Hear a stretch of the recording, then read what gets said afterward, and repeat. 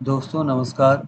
जब भी भारत की बात होती है तो हमारे मन में योग, वेद, आयुर्वेद, नालंदा विश्वविद्यालय, गणित, शून्य और महान ऋषि मुनियों की छवि उभरती है। लेकिन क्या आपने कभी सोचा है कि इन सभी का आपस में क्या संबंध है? इन्हें जोड़ने वाला सूत्र है भारतीय ज्ञान प्रणाली, जिसे अंग्रेजी में इंडियन नॉलेज सिस्टम या IKS कहा जाता है। यह केवल प्राचीन पुस्तकों का संग्रह नहीं है, बल्कि यह हजारों वर्षों में विकसित वह ज्ञान है जिसने हमारे जीवन, समाज, शिक्षा, विज्ञान, चिकित्सा, पर्यावरण, दर्शन और संस्कृत को दिशा दी है। आज पूरी दुनिया योग और आयुर्वेद की ओर आकर्षित हो रही है और नई शिक्षा नीति 2020 में भी भारतीय ज्ञान प्रणाली को विशेष महत्व दिया गया है।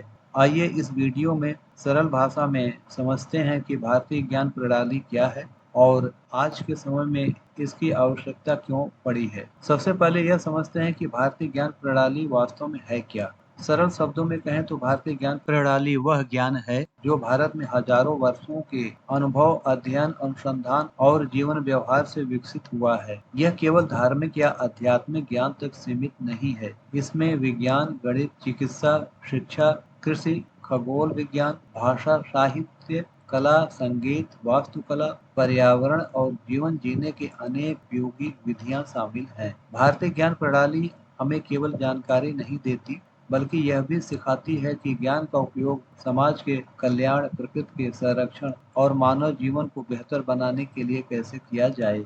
यही कारण है कि इसे केवल अतीत की धरोहर नहीं बल्कि भविष्य की आवश्यकता भी माना जा रहा है। अब प्रश्न उठता है कि हमें यह ज्ञान कहाँ से प्राप्त हुआ। भारतीय ज्ञान प्रणाली के अनेक महत्वपूर्ण स्रोत हैं। सबसे पहले आते हैं चार वेद, जिनमें जीवन, प्रकृति और ज्ञान के अनेक पहलुओं का वर्णन मिलता है। इसके बाद उपनिषद, रामायण, महाभारत, पुराण, बौद्ध, जैन साहित्य, कौटिल्य का अर्थशास्त्र, पतंजलि का योग सूत्र, चरक संहिता और सुश्रुत संहिता जैसी महान कृतियां आती हैं। इसी प्रकार नालंदा, तक्षशिला, विक्रमशिला और वल्लभी जैसे प्राचीन विश्वविद्यालय भी भारतीय ज्ञान के बहुत ही महत्वपूर्ण केंद्र थे, जहां भारत ही नहीं बल्कि दुनिया के अनेक देशों से विद्यार्थी शिक्षा प्राप्त करने के लिए आते थे। ये सभी स्रोत बताते हैं कि भारत में ज्ञान की परंपरा कितनी समृद्ध और व्यापक रही है। भारतीय ज्ञान प्रणाली की प्रमुख विशेषताएं क्या हैं? आइए अब इसे देखते हैं। और हम यह भी जानेंगे कि भारतीय ज्ञान प्रणाली को अन्य ज्ञान परंपराओं से अलग क्या बनाता है। इसकी सबसे बड़ी विशेषता है समग्र दृष्टिकोण। यहाँ शिक्षा का उद्देश्य केवल नौकरी प्राप्त करना नहीं बल्कि व्यक्ति का शारीरिक, मानसिक, बौद्धिक और नैतिक विकास करना है। भारतीय ज्ञान प्रणाली प्रकृति के साथ संतुलन बनाए रखने पर जोर देती है। यह अनुभव और प्रयोग से प्राप्त ज्ञान को महत्व देती है। इसमें सत्य, अहिंसा, सहयोग, आत्मानुशासन,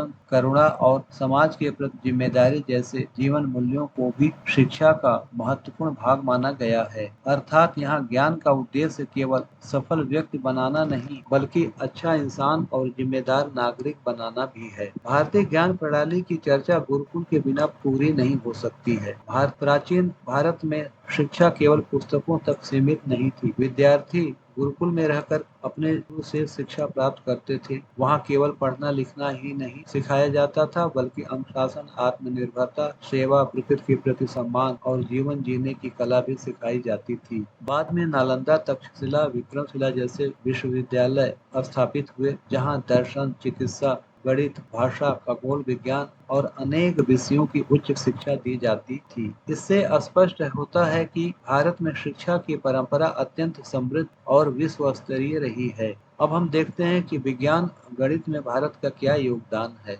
अक्सर लोग सोचते हैं कि प्राचीन भारत केवल आध्यात्मिक ज्ञान का केंद्र था, लेकिन यह पूरी तरह सही नहीं है। भारत ने विज्ञान और गणित के क्षेत्र में भी विश्व को अनेक महत्वपूर्ण योगदान दिए हैं। शून्य और दशमलव प्रणाली का विकास भारत की महान उपलब्धियों में से एक है। महान गणितज्ञ आर्यभट्ट ने खगोल विज्ञान और गणित में महत्वपूर्ण खोजें की। भास्कराचार्य ने गणित और ज्योतिष के क्षेत्र में उल्लेखनीय कार्य किया। सुश्रुत ने शल्य चिकित्सा के सिद्धांत विकसित किए और चरक ने आयुर्वेद को व्यवस्थित रूप दिया।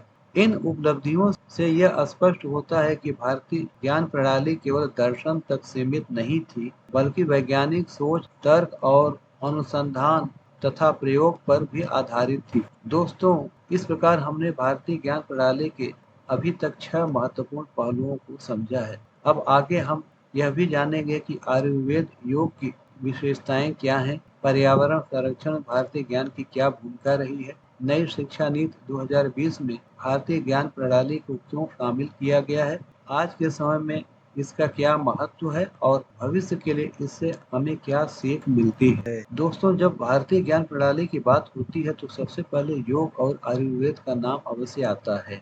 आज दुनिया में लगभग हर देश में लोग योग कर रहे हैं और आयुर्वेद के प्रति रुचि बढ़ रही है, लेकिन यह परंपरा भारत में हजारों वर्षों से चली आ रही है। आयुर्वेद केवल बीमारी का इलाज नहीं है, बल्कि स्वस्थ जीवन जीने की एक संपूर्ण पद्धति है। इसमें संतुलित भोजन, नियमित दिनचर्या, व्यायाम, प्राकृतिक उपचार और मानसिक संतुलन पर विशेष ध्यान दिया जाता है। इसी प्रकार योग केवल शारीरिक व्यायाम नहीं है। योग शरीर, मन और आत्मा के बीच संतुलन स्थापित करने की एक वैज्ञानिक विधि है। ध्यान, प्राणायाम और योगासन आज तनावपूर्ण जीवन में मानसिक शांति और बेहतर स्वास्थ्य प्रदान करने के प्रभावी साधन बन चुके हैं। यही कारण है कि आज भारतीय स्वास्थ्य ज्ञान पूरी दुनिया में सम्मान के साथ स्वीकार किया जा रहा है।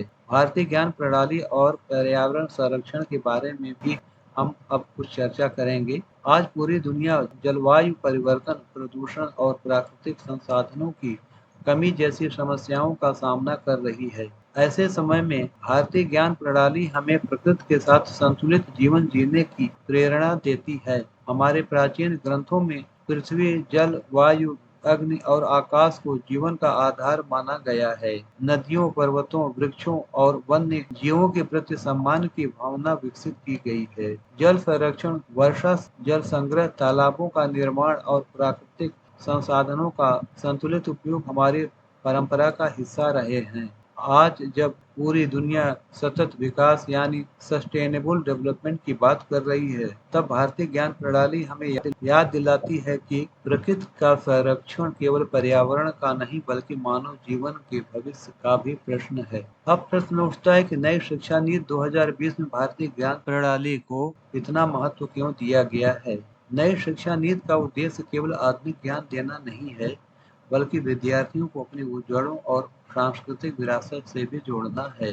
इसलिए इसमें भारतीय भाषाओं, भारतीय दर्शन, योग, आयुर्वेद, कला, संगीत, साहित्य, लोक परंपराओं और भारतीय वैज्ञानिक उपलब्धियों के अध्ययन पर विशेष बल दिया गया है। इसका उद्देश्य अतीत में लौटना नहीं है, बल्कि अपने समृद्ध ज्ञान को आधुनिक विज्ञान और तकनीक के साथ जोड़कर भविष्य की शिक्षा को अधिक प्रभावी बनाना है। जब विद्यार्थी अपनी संस्कृति को समझते हुए आधुनिक ज्ञान भी प्राप्त करेगा, तभी उसका विकास वास्तव में संतुलित और व्यापक होगा।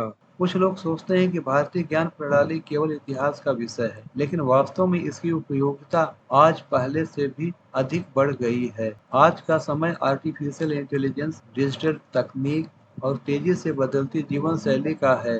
तकनीक ने जीवन को आसान बनाया है, लेकिन तनाव, मानसिक असंतुलन, पर्यावरण संकट और सामाजिक चुनौतियां भी बढ़ी हैं। ऐसे समय में भारतीय ज्ञान प्रणाली हमें संतुलित जीवन, नैतिक मूल्यों, मानसिक शांति, आत्म अनुशासन और प्रकृति के साथ सामंजस्य का मार्ग दिखाती है। इसका अर्थ यह नहीं है कि हमें आधुनिक विज्ञान छोड़ देना चाहिए, बल्कि यह है कि आधुनिक विज्ञान और भारतीय ज्ञान दोनों का संतुलित उपयोग करके हम अधिक स्वस्थ, संतुलित और जिम्मेदार समाज का निर्माण कर सकते हैं। हालांकि भारतीय ज्ञान प्रणाली बहुत समृद्ध है, लेकिन इसके सामने कुछ महत्वपूर्ण चुनौतियां भी हैं। सबसे बड़ी चुनौती है सही जानकारी का अभाव। कुछ लोग भारतीय ज्ञान प्रणाली को केवल धार्मिक मान्यताओं तक सीमित समझते हैं, जबकि इसमें विज्ञान, गणित, चिकित्सा और पर्यावरण जैसे अनेक विषय भी शामिल हैं। दूसरी चुनौती यह है कि इसके कई प्राचीन ग्रंथों का आधुनिक वैज्ञानिक अध्ययन और शोध अभी भी पर्याप्त मात्रा में नहीं हुआ है। इसके अलावा हमें यह भी समझना होगा कि परंपराओं और अंधविश्वास में अंतर होता है। जो बातें वैज्ञानिक रूप में प्रमाणित हैं, उन्हें बढ़ावा देना चाहिए और जिन विषयों पर और शोध की आवश्यकता है, उन पर खुले मन से कार्य करना चाहिए। यही वैज्ञानिक दृष्टिकोण भारतीय ज्ञान प्रणाली को और अधिक मजबूत बनाएगा। तो दोस्तों, हमने देखा कि भारतीय ज्ञान प्रणाली केवल हमारे अतीत की विरासत नहीं है, बल्कि वर्तमान और भविष्य के लिए भी अत्यंत उपयोगी है। इसमें विज्ञान है, गणित है, चिकित्सा है, पर्यावरण है, नैतिक मूल्य हैं और जीवन को संतुलित बनाने की प्रेरणा भी है। आज आवश्यकता इस बात की है कि हम अपने प्राचीन ज्ञान को समझें, उसका वैज्ञानिक अध्ययन करें, उसे आधुनिक शिक्षा तथा तकनीकों के साथ जोड़कर आगे बढ़ाएं। यही नई शिक्षा 2020 का भी उद्देश्य है। यदि हम भारतीय ज्ञान प्रणाली की श्रेष्ठ परंपराओं को आधुनिक सोच, वैज्ञानिक दृष्टिकोण और नवाचार के साथ अपनाएं, तो हम न केवल अपने देश को ज्ञान के क्षेत्र में और भी समृद्ध बना सकते हैं, बल्कि पूरी दुनिया को भी एक संतुलित, मानवीय और सतत विकास का मार्ग दिखा सकते हैं।